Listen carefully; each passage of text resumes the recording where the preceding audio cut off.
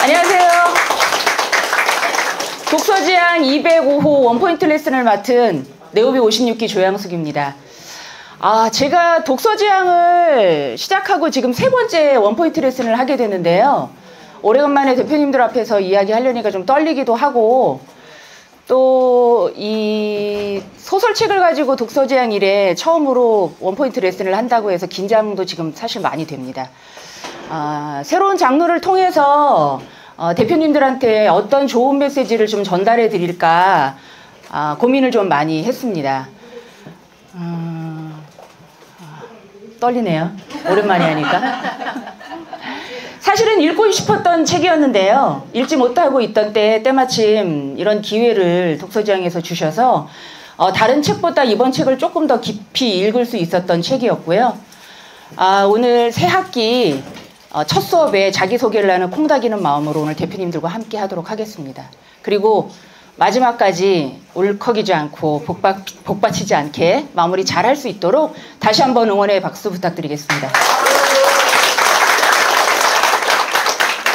오늘 우리가 만나게 될 책은 아버지의 해방일지입니다. 2022년도 발표해서 현재까지 약 25만 부의 책이 팔린 베스트셀러인데요. 아버지의 해방일지를 출판한 창비 출판사에서 이웃집 혁명전사라는 제목으로 연재를 하다가 책으로 나온 것이 오늘 우리가 만나게 될 아버지의 해방일지입니다. 우선 작가 소개를 해야겠죠. 정자 작가는 1965년도 전남 구례 출생입니다. 중앙대학교 대학원 문해창작과를 졸업하고 빨치산이었던 부모님의 이야기를 실록으로 펴낸 빨치산의 딸을 1990년도에 발표하면서 현재까지 약 13편의 단편, 장편 소설을 발표를 했고요. 그 중에서도 2006년도에 풍경이라는 책으로 이효성 문학상, 그리고 2008년도 봄빛이라는 책으로 한무승 문학상, 그리고 2020년도에 우리는 어디까지 알까라는 단편 소설로 김유정 문학상을 수상을 했습니다. 그리고 2021년도 자본주의의 적, 그리고 2022년도 아버지의 해방일지로 베스트셀러 작가 반열에 오르게 되었죠. 그 외에도 어린이들이 읽는 위인전이나 그 다음에 정기물을 많이 발표를 했다고 하고요. 현재 차기작으로 현대사를 배경으로 한 장편 소설을 지금 준비 중이라고 하니까 장편 소설도 기대를 해보도록 하겠습니다.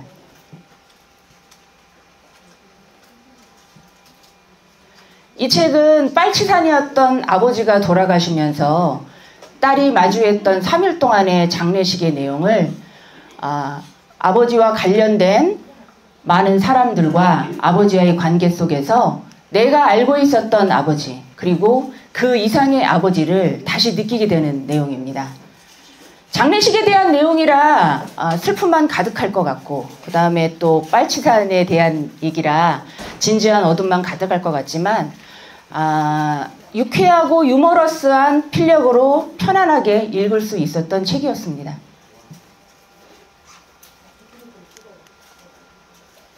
우선 소설책으로 들어가기 전에요. 빨치산, 이 소설 속의 아버지가 빨치산이 되었었던 이유, 그러니까 시대적 배경에 대해서 조금 말씀을 드리도록 하겠습니다. 빨치산 아버지에 대한 얘기지만 이념이나 이데올로기에 대한 이야기는 아닙니다. 이미 이 책을 읽으신 분들도 많으실 거고요. 아직 책과 접하지 못한 분들도 많으시겠지만 이념과 관련된 딱딱한 이야기는 아니지만 잠시 우리가 우리의 아픈 현대사를 좀 되돌아보는 것도 이 책을 대하는 자세라 생각해서 잠깐 말씀을 드리면 이 빨치산 아버지, 젊은 아버지가 될 수밖에 빨치산이 될 수밖에 없었던 사건은 바로 여수 순천 11구 사건입니다. 이 사건을 얘기를 하자면 제주 4.3 사건을 이야기하지 않을 수 없습니다. 1947년 3월 1일 제주도 3.1절 기념식에서 억울한 제주도민이 희생되면서 이 사건을 발달로 1948년 4월 3일 날 제주에서는 민중봉기가 일어나게 됩니다. 이 제주 4.3 사건으로 인해서 1947년부터 1954년까지 약 7년 7개월 동안 억울하고 무고한 제주도민들이 학살을 당하는 사건이었는데요. 정부는 이 사건을 폭동이라고 간주를 하고 그 당시 여수에 주둔해오고 있던 14연대 군인들한테 진압 명령을 내리게 됩니다. 그렇지만 여수에 주둔하고 있던 그 14연대 군인들은 같은 민족인 제주도민을 토벌하라는 작전에 명령을 거부하면서 또 다른 사건이 일어나는 것이 바로 여순 사건입니다. 이 여순 사건으로 여수, 순천, 구례, 광양 많은 억울한 희생자가 있었었는데요. 어쩜 이거는 사실은 순진하면서도 또 한편으로는 또 무지했던 내 할아버지, 할머니 그리고 대표님들의 할아버지, 할머니에 대한 이야기가 아닐 수 없습니다. 슬프고도 아픈 역사였는데요.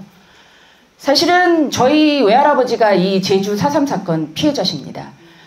저때 당시에 저희 엄마가 2살이셨는데 잠깐 친구의 얼굴을 보러 나가셨다가 영영 돌아오지 못하셨습니다.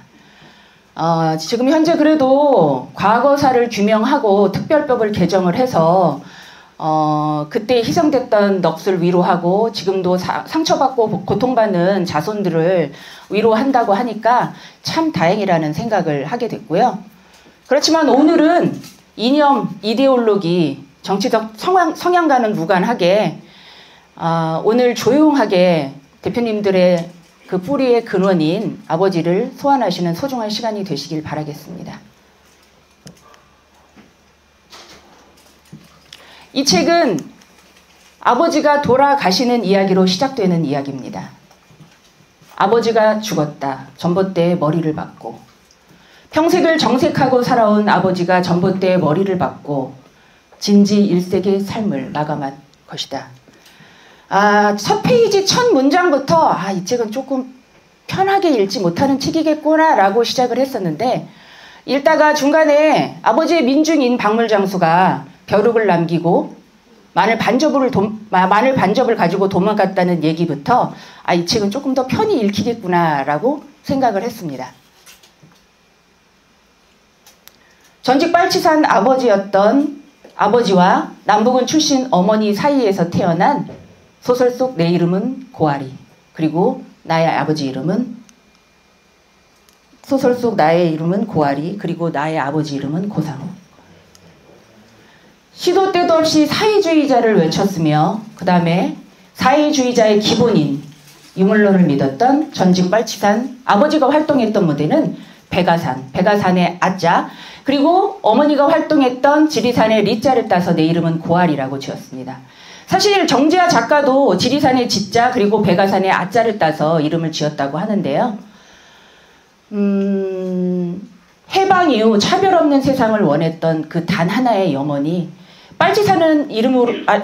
빨치산이라는 이름으로 낙인이 찍혀 평생을 따라다녔지만 자식의 이름에게까지 저 염원을 담으려고 했던 그 마음은 그 시대를 살지 않은 우리는 가히 짐작조차 할 수 없을 거라고 생각이 듭니다. 소설 속 시간적 배경은 아주 짧습니다.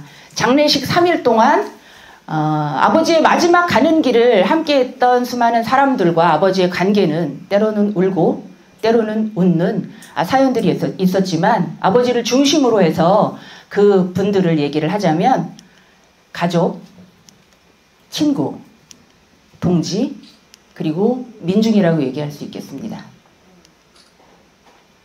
9살 이후부터 한평생 아버지를 원수로 대했던 작은아버지, 그리고 아버지 때문에 육사에 합격하고도 신원조회로 갈 수 없었던 큰집 길수 오빠, 그리고 장례식 내내 유머러스함을 선물했던 사촌 언니들, 소설 속 중간중간 울컥이게 했던 아버지의 친구들 중에서 가장 먼저 조문을 왔고 그리고 가장 가까웠으며 그러면서 사상만큼은 가장 멀게 느껴졌었던 조선일보 구독자 박한우 선생, 그리고 소설 속에서 유머를 빵 터뜨리게 했던 아버지와 담배를 피우며 친구가 됐었던 오거리 슈퍼손녀, 그리고 장례식 3일 내내 곁을 함께 지켜줬던 동지의 아들이었던 장례식장 사장 황 사장, 그리고 아버지와 이름이 같았던 개울가 동지 김상욱 씨. 딸 자식보다 자식 같았던 윤학수 씨와 박동식 씨의 마음은 사람을 믿었던 아버지가 올곧게 지켜온 신념에 사람의 의리를 지켜줬던 사람들이었죠. 그리고 마지막으로 아버지가 그렇게 외쳐댔던 민중의 첫 번째 등장인물, 아까 말씀드렸던 벼룩을 선물했던 박물장수, 그리고 그렇게 믿었던 아버지를 배신했던 민중의 배신 아이콘 한씨, 마지막으로 아버지가 목숨을 살려줘서 아버지에게 의리를 다하려고 했던 젊은 순경. 그 외에도 사실은 수많은 책 속에 수많은 소설의 인물들이 많았지만 오늘은 제가 이 정도로 말씀을 드리고요. 조금 더 소설 속에 깊이 들어가 보도록 하겠습니다. 시도 때도 없이 사회주의를 외쳤던 어머니와 아버지의 마음을 소설 속 딸은 이렇게 사랑으로 표현합니다. 어머니의 사회주의, 첫사랑. 좀 더 풀어쓰자면 여자도 공부를 할 수 있는 세상, 가난한 자도 인간 대접받는 세상에 불과했다. 신자유주의 대한민국도 그 정도는 해준다. 그러니까 어머니에게 사회주의란 그저 지나간 첫 남자가 지나갔으므로 가장 그리운 그런 것이라고 봐도 무방하다. 아버지의 사회주의, 뼛속까지 사회주의자인 아버지도 그것들을 보고 있나라면 바위처럼 굳건한 마음 한 가닥이 말랑말랑 녹아들어 오래전에 풋사랑 같은 것이 흘러 넘쳤을지라도 모른다는데 생각이 미치자 아버지 숨이 끊기고 처음으로 핑 눈물이 돌았다. 작가는 어머니의 첫사랑, 어머니의 사회주의를 첫사랑으로, 그리고 아버지의 사회주의를 풋사랑으로 표현을 했는데요. 사회주의를 사랑으로 표현했다는 자체가 작가가 비유하는 필력이 대단하다는 생각을 했습니다. 대표님들은 이 책을 읽으시면서 어디쯤에서 감성이 좀 흔들리셨나요? 어디쯤에서 울컥이는 마음이 생기셨나요? 저는 아버지와 박한호 선생이 대립된 사생의 지리산인 데서 박한호 선생이 남겨두고 간 전투 식량 박스 안에 있었던 편지의 내용을 보고 눈물을 좀 많이 흘렸었는데요. 바로 그 장면입니다. 신우영, 복래누이, 복희누이, 상우가 총을 쏠 때마다 손이 떨려 방아쇠를 당길 수가 없네. 총구를 하늘로 겨눠도 재수 없으면 떨어지는 내 총알에 누군가는 죽을지도 모르는 일 아닌가? 그 누구도 내 총에 죽는 일만 없기를 날마다 기도한다네. 부디 살아서 돌아오시게. 살아서 꼭 살아서 다시 만나세. 하염없이 남은 인생을 참고 견뎠던 박한호 선생의 편지에 담긴 마음.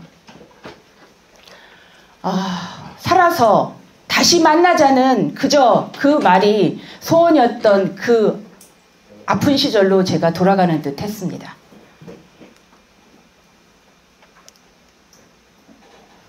박한호 선생이 하염없이를 세상을 대하는 갑옷으로 입고 살았다면 아버지는 그에 못지않게 모든 사람의 마음을 오죽하면이라는 눈으로 바라보셨습니다.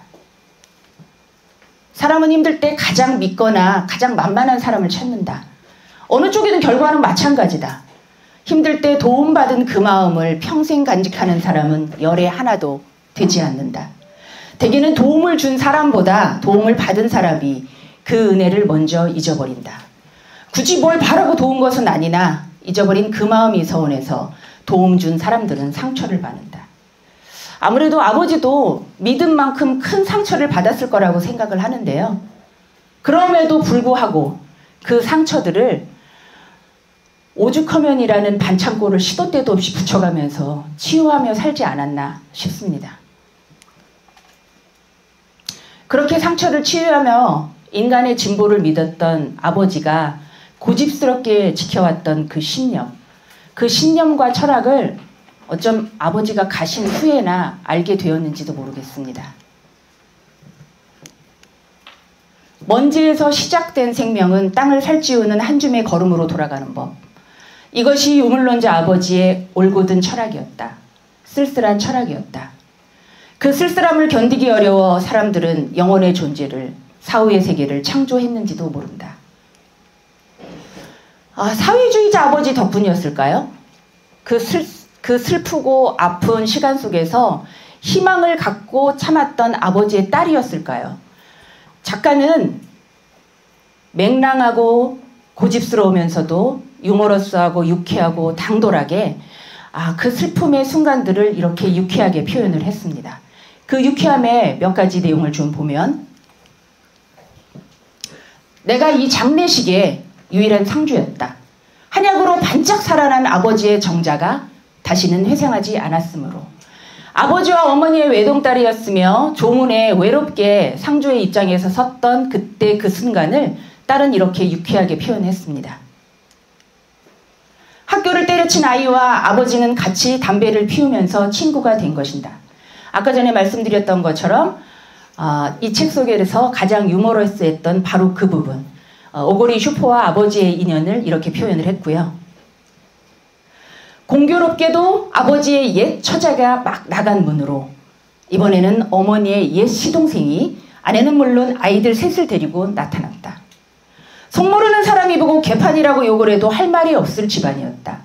아버지와 어머니는 재혼이셨죠. 그 재혼을 이렇게 유쾌하게 표현했습니다. 그리고 마지막으로 미국과 싸워지고 반역자가 된 아버지의 장례식장에 미국과 싸워 이긴 베트남 여인이 찾아왔다. 오고리 슈퍼 엄마인 베트남 여인이 주문을 왔을 때 그 모습을 유쾌하고 상쾌하게 이렇게 표현을 했죠. 대표님들은 이 책 속에서 아버지를 기억할 수 있는 사물들이 몇 가지 있었는데요. 어떤 사물들을 기억하고 계신가요? 저는 아버지와 함께 했던 소주 한 병, 그리고 에세 담배 한 갑, 그리고 문자 농민이었던 아버지의 지침서인 새 농민책, 그리고 매일 새벽 4시 아버지와 함께 했던 한겨레 신문.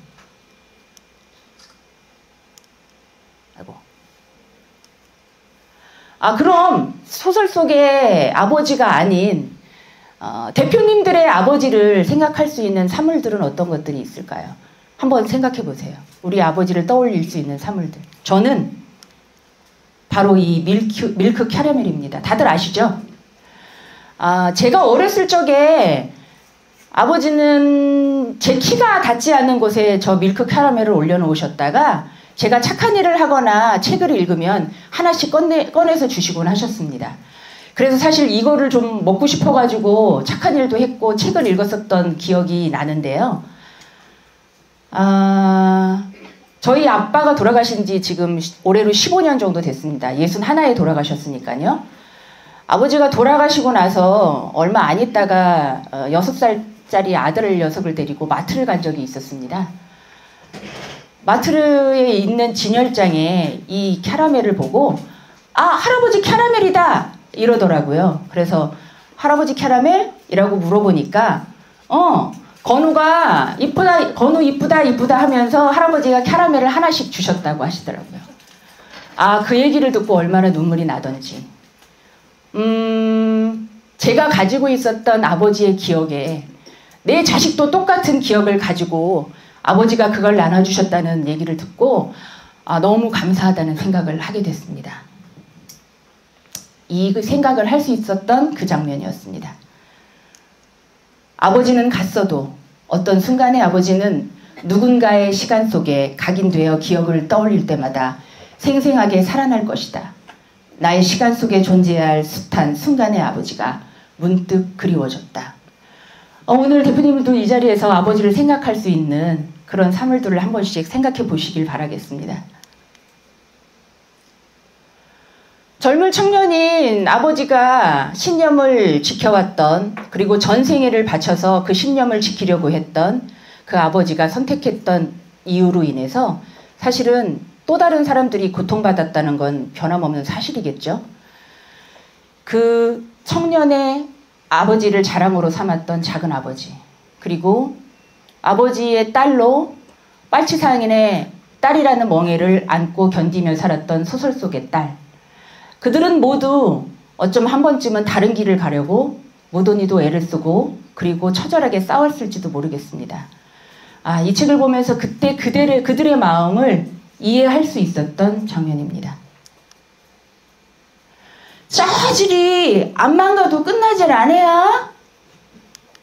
아, 작은아버지도 나처럼 이 길을 따라 떠나고 싶었구나. 떠나려고 이 길을 걸어와 봤겠구나. 그런데 왜 떠나지 못했냐고 나는 묻지 못했다. 묻지 않았다. 묻지 않아도 어쩐지 알 것 같았다. 소설 속의 딸은 소설 속의 아버지를 이렇게 알아갑니다. 내 아버지는 언제나 인간을 신뢰했다. 내 아버지는 사람의 배신에 상처받지 않았다. 그리고 내 아버지는 사람의 도리, 의리를 생각했다. 아버지가 가족을 등지고 사회주의에 몸담았을 때, 바짓가랑이를 붙잡는 혈육을 뿌리치고 빨치산이 되었을 때 이런 마음이겠구나. 첫 걸음은 무거웠겠고 산이 깊어질수록 걸음이 가벼웠겠구나. 아버지는 진짜 냉정한 합리주의자구나. 나는 처음으로 나와 같은 결을 가진 아버지의 마음을 온전히 이해할 수 있을 것 같았다. 소설 속의 딸이 소설 속의 아버지를 알아가는 동안 저는 이 책을 읽으면서 노련한 필력과 깊은 내공으로 순간순간 울컥이게 해서 다시 또 읽게 하는 작가의 마음을 울리는 글자락들로 작가를 알아가고 있었었는데요. 그 내용들을 조금 더 살펴보면 지나간 세월이 바삭바삭 잘 말라 몇 점 먼지로나 흩어져 있다고 믿는 것인지 어머니의 시선이 허공을 더듬었다. 이 내용은 장례식장 황 사장을 처음 만났을 때 어머니가 허공을 응시하며 생각했던 그때 그 장면을 작가는 이렇게 표현을 했고요. 질게 뻔한 싸움을 하는 20대의 아버지는 어떤 마음이었을까? 목숨을 살려주었던 사람을 위해 목숨을 걸려 했던 20대의 그는 어떤 마음이었을까? 아버지가 목숨을 살려줬던 젊은 순경을 그만두고 아버지를 찾아왔을 때 그때 그 모습을 작가는 이렇게 표현했습니다. 그 팔에 아버지를 안겨주었다. 아버지의 온기가 작은 아버지의 팔을 타고 핏줄을 데울 터였다. 9살에 어긋난 작은 아버지가 풀썩 주저앉으며 아버지의 유골을 끌어안고 통곡하기 시작했다. 9살에 어긋난 형제가 70년 가까이 지나 부둥켜 안고 있었다. 아버지의 유골함을 안고 작은 아버지가 통곡하며 했었던 바로 그 장면을 이렇게 작가는 묘사했습니다. 이 책의 제목인 아버지의 해방일지는 사실은 제대로 된 마케팅의 산물인데요. 이 책과 비슷한 드라마가 주목을 받으면서 이 시대의 아픔을 모르는 젊은 세대 그리고 소위 말하는 MZ세대들이 이 책을 부담스럽지 않게 다가오게 할 수 있었던 바로 마케팅의 최대의 수혜자라고 할 수 있습니다. 이 책을 들추기 전까지는 저는 이 책이 빨치산 아버지의 해방일지를 기록한 그 어디쯤에 있는 책이겠구나 이렇게 생각을 했는데요. 이 책을 다 읽고 나서야 책의 내용과 책의 제목이 딱 맞아 떨어지는 책이 아닌가 싶었습니다. 죽음이란 고통으로 해방되는 것. 아버지는 보통 사람보다 더 고통스러운 삶을 살았으니 해방의 기쁨 또한 그만큼 크지 않을까? 다시는 눈 뜰 수 없는 아버지의 얼굴을 보면서 나는 그런 생각을 했다. 죽음으로 비로소 아버지는 빨치산이 아니라 나의 아버지로, 친밀했던 어린 나의 아버지로 부활한 듯 했다. 죽음은 그러니까 끝은 아니구나. 나는 생각했다. 삶은 죽음을 통해 누군가의 기억 속에 부활하는 거라고. 그러니까 화해나 용서 또한 가능할지도 모르는 일이었다. 이 내용을 보면서 저도 많이 공감을 했었던 부분인데요. 어쩜 작가가 이야기하는 것처럼 아버지의 죽음으로 아버지는 외롭고 힘든 고달픔에서 해방되었을지도 모른다는 생각. 그래서 그런지 아버지를 보내고 오롯이 느끼는 저 시간이 그냥 슬픔만으로만 남지 않는다는 그런 생각을 하게 됐습니다. 한 번쯤은 모두 맞이했고 그리고 맞이할 아버지와의 마지막 이별이 오늘 이 책을 통해서 좀 더 의미 있고 더 진하게 아버지를 알아갈 수 있는 방법을 가르쳐준 책이라고 생각하고요. 자, 우리도 이제 소설 속의 아버지와 작별 인사를 해야겠죠? 결국 아버지는 아버지의 소원대로 그냥 아무 때나 뿌레 빼리라 하신 것처럼 섬진강 줄기 한 켠인 구례 반내골에 바람처럼 머무셨죠. 사실은 장례식에 대한 내용은 평범한 그 이상, 그 이하도 아닙니다. 그렇지만 이 책을 통해서 오늘 확실하게 단 하나 느낄 수 있는 건 이별하는 순간 더 애틋하고 또 그리고 더 빛나게 그 이별하는 순간을 맞이할 수 있는 용기를 줬다고 생각하고요. 아름답게 이별을 마주할 수 있는 그 순간의 용기를 주었다는 생각이 듭니다.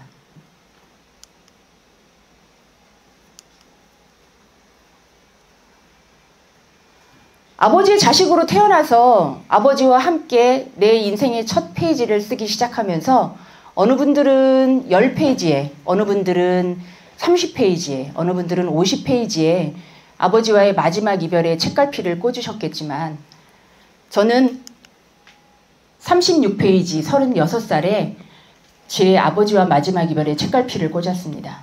그리고 아버지 없이 제 인생의 책을 메꿔 나가고 있습니다. 작가가 마지막으로 얘기했던 것처럼 쉰 넘어서야 깨닫고 있다. 더 멀리 더 높이 나아가지 않아도 된다는 것을. 행복도 아름다움도 거기 있지 않다는 것을. 성장하고자 하는 욕망이 오히려 성장을 막았다는 것을. 아버지와 생각했던 기억들은 숱하게 많은데요. 오늘 이 내용을 보면서 저는 아버지를 좀 더 많이 기억할 수 있었던 시간이었던 것 같고요. 지금도 가장 후회되는 건 아버지와 포장마차에서 소주 한 잔 기울이지 못한 게 사실 가장 많이 후회가 됩니다. 만약에 그때 그 시간에 그런 시간을 가졌었다면 제 아버지를 조금 더 알아갈 수 있지 않았을까. 살면서 쉽게 할 수 있는 일들을 사실은 그걸 놓치고 나서야 지금 하고 싶어도 할 수 없는 게 바로 아버지가 안 계시기 때문이 아닌가 생각이 들고요. 지금도 아빠, 아버지라는 말만 들으면 목구멍까지 눈물이 차오르는 시간들이 있지만 그래도 아버지를 생각하면서 이렇게 열심히 살아가는 모습을 지켜보고 계신다면 아버지 또한 행복하실 거라는 생각이 들고 있습니다. 자식과 평생 자식과 그리고 가족을 위해서 포기하지 않고 열심히 살아준 모든 아버지한테 감사하다는 말씀 전하고 싶고요. 그리고 오늘 이 시간 이렇게 대표님들 앞에서 대표님들의 아버님 그리고 제 아버님의 추억을 들추어 보시는 시간 그렇게 가지시길 바라겠습니다. 어떤 아버지는 하늘 위에서 그리고 어떤 아버지는 우리의 지금 이 순간 우리와 함께 하실 거라고 생각이 들고 있고요. 오늘 이 시간 한꾼이라는 말 책을 읽으신 분들은 아시겠죠? 전라도 사투리로 함께라는 얘기라고 하더라고요. 이 시간 오늘 한꾼에 함께 하신 대표님들 처음 시도하는 소설책으로 원포인트 레슨을 하게 돼서 떨리기도 많이 했고 그 다음에 준비도 한다고 했는데 어떤 메시지를 대표님들한테 이 비오는 아침에 선사를 할까 고민도 많이 했었는데 그 다음에 책을 아직 안 읽으셨던 분들은 한 번쯤 이 책을 좀 읽어보시는 시간이 되셨으면 좋겠고요. 마지막으로 잠시 잊고 있었던 아버지의 빈자리를 오늘 기억으로 그리고 추억으로 함께 할 수 있어서 너무 행복했습니다. 함께 해주셔서 너무 감사드립니다.